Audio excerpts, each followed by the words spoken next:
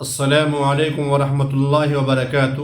محترم ناظرین، ہمارے ایک بھائی نے یہ سوال کیا ہے کہ اگر کسی عورت کا انتقال ہو جائے تو کیا اس کا شوہر اپنی اس مری ہوئی بیوی کا چہرہ دیکھ سکتا ہے یا نہیں، اور اسی طریقے سے کیا اس کو قبر میں اتار سکتا ہے یا نہیں؟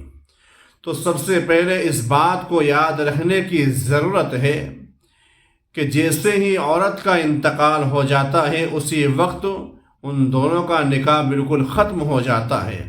رہا مسئلہ کہ مرد اپنی مری ہوئی بیوی کا چہرہ دیکھ سکتا ہے یا نہیں، تو شوہر اپنی مری ہوئی بیوی کا چہرہ بالکل دیکھ سکتا ہے، لیکن اس کے چہرے کو ہاتھ نہیں لگا سکتا ہے۔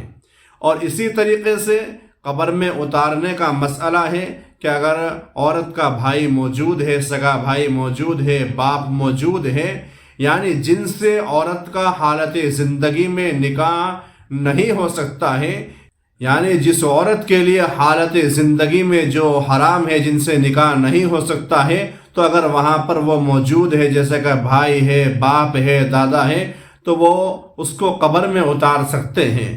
لیکن اگر شوہر اپنی بیوی کو قبر میں اتارنا چاہے تو قبر میں اتار سکتا ہے، لیکن اس کے جسم کو وہ بالکل ہاتھ نہیں لگا سکتا ہے۔ لیکن اتنا ضرور یاد رکھے کہ شوہر کے لیے اپنی مری ہوئی بیوی کا چہرہ دیکھنا بالکل درست ہے۔ لوگوں میں یہ کہا جاتا ہے، عوام الناس میں یہ کہا جاتا ہے کہ بھائی اب اس کی عورت کا انتقال ہو چکا ہے، اب یہ ایک دوسرے کے لیے پرائے ہو چکے ہیں، تو شوہر کو اس کی مری ہوئی بیوی کا چہرہ نہیں دکھاتے ہیں۔ یہ غلط ہے۔